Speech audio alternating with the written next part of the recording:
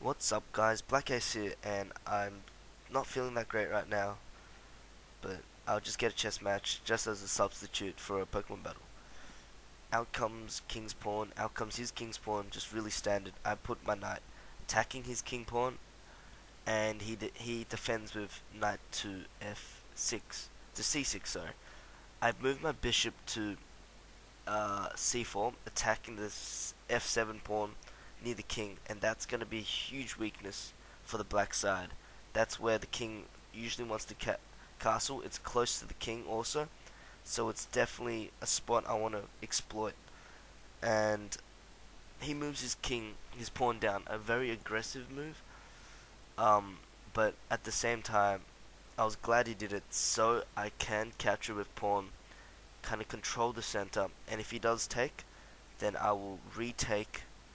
Oops, sorry, watching The Mentalist, my bad. Big fan of The Mentalist, actually. If he does take, I'll retake with my knight and just have a really central grip.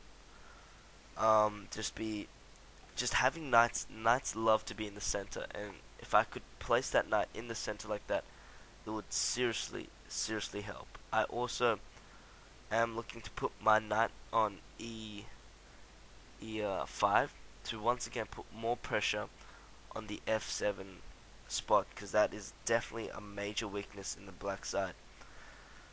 I moved my pawn up for two reasons. Firstly, I want to give my bishop that very nice long diagonal right there, and also if he does take my pawn with his pawn, then I could once again put my knight in a very comfortable position in the middle of the board and just stretching everywhere, like just being a thorn in the opponent's side.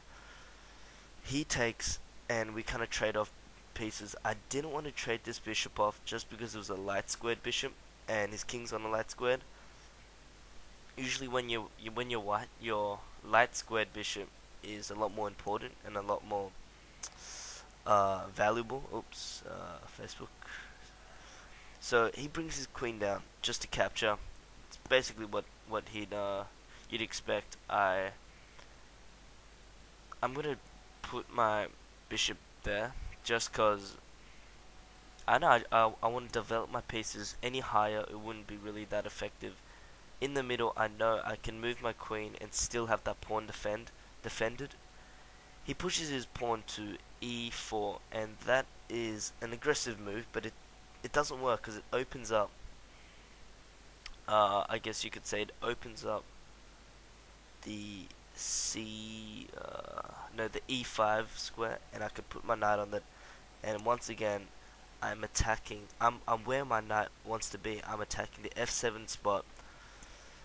I'm attacking the f7 spot, and I'm in the middle of the board, and he's not gonna remove my knight at all. He puts queen to a5, threatening check. I put pawn up just as a substitute defense, just because I haven't castled yet. I will castle eventually, but right now I kind of want to control the board before I do that. Castling's more like it's something you do after you've developed your pieces, and I feel that my queen, like putting my queen right there, would be a lot more useful right now. So my plan is to once again put heaps of pressure on the f7 pawn. I'm right now, if he does something stupid, I can checkmate straight away by queen takes f7 pawn, defended by knight. He castles, which is the correct move, but the thing is, all my pieces are attacking. All my pieces except my rook are attacking the right side, whilst he has his bishop out, and his rook out of the game. So right now my pieces are a lot more active and a lot more threatening, I guess. I'm also thinking I could, if I wanted to, I could move my bishop to is that g5, trading off his bishop. Once his bishop takes, I can retake with queen. It doesn't happen. He moves pawn up, which was probably not the right move. It gave my queen the opening it needed. Now nothing is going to remove the queen. It's threatening rook, and if I could put my bishop on the d4 line, I can checkmate through. I can just checkmate through queen. He moves his bishop down. Kind of developing a piece. It's not really right now. Nothing is threatening the black pawn in the middle, so it's just really developing a piece and getting his rooks to connect. Once your rooks connect, that's a symbol or a sign of that you're fully developed, and it's kind of a sign of when you hit the end game, when you've traded off pieces, when you've castled, when you've gained the position you want, and yeah. So I'm looking at the F file of my right rook right there, and it's looking nice. It's attacking the king. It's long. It's once again it's applying. If I can remove the bishop, it's applying major pressure on the F7 pawn, which is definitely the key pawn in this game.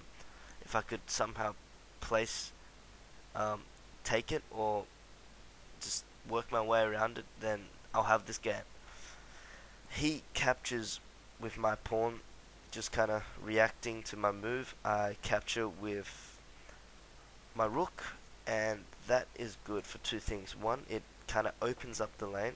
Second, it allows me to be able to place my other rook behind it and form a kind of like a cannon, I guess, where two really powerful pieces can protect each other and just do heaps of damage.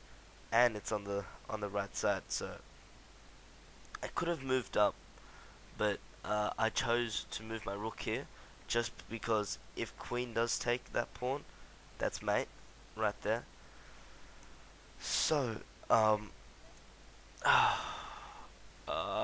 he moves his bishop back, and what do I do? I think I just take, and that's game. Yep, that's game. So that's it. Thank you guys. What do you think of the game? Do you like me to do more? I love chess.